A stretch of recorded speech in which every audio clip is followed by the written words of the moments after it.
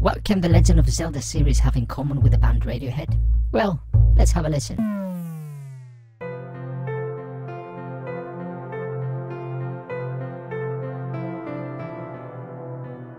Oh, here I come. Oh. Here I come.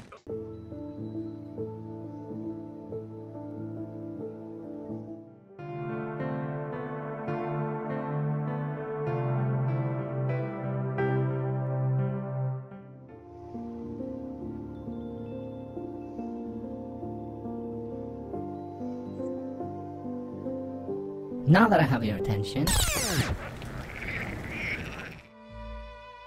regardless if you love them both or not, this is a video about why I think those two have been very similar so far. It's not a conspiracy theory, it's just about video games and music. In 1985, Radiohead formed, a British rock band consisting of a multi-talented and versatile iconic frontman, Tom York. In 1986, The Legend of Zelda was released, an action-adventure video game developed and published by Nintendo in Japan, consisting of an iconic main young character, Link. In the next 15 years, Radiohead will release some of the most successful albums in modern history of rock music, and their fame will spread globally.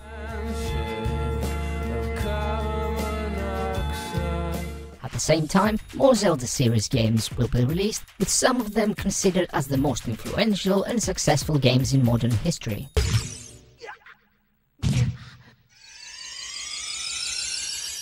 In 2000, the British band released Kid A, an album that will divide the fans forever and will change their style to a darker and more melancholic one.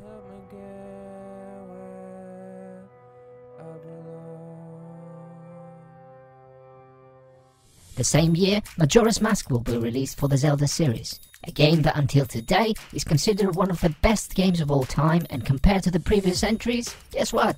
It's noted as darker, with the story being around the end of the world, and by many, one of the most terrifying ones.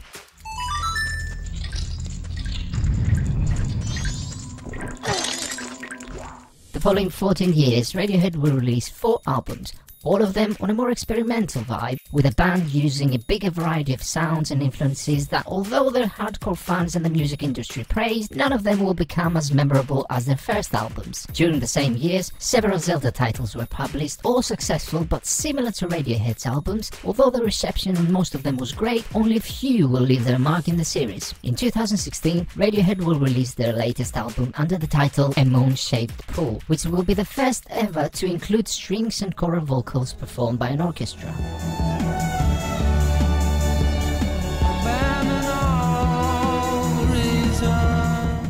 A year later, Nintendo will release the latest Zelda game, Breath of the Wild, their first ever open-world installment of the series.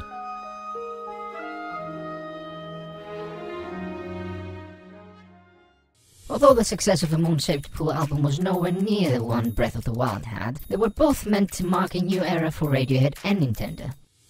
No doubt, Radiohead's and Zelda timetables look very similar, but besides the dates and chronological patterns, it feels like they grew together and they have more in common.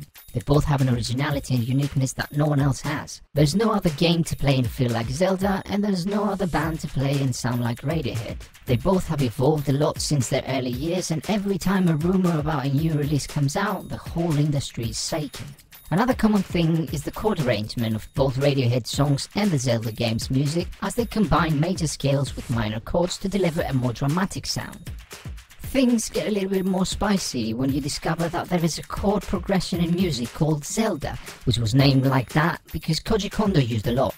So Zelda somehow influenced the music industry, and to finish with a big bang, did you know that Radiohead released a video game? Well, it's more like a video exhibition called Kid Amnesia to celebrate 21 years from the release of their 2 albums, but it's a virtual world, including mazes, creatures and many other things to interact with, all inspired by their albums.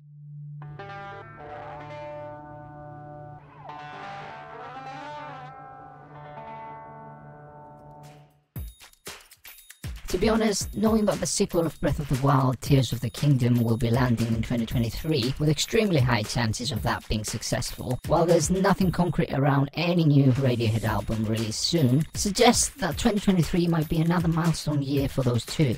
Could be the one that separates their paths for the first time.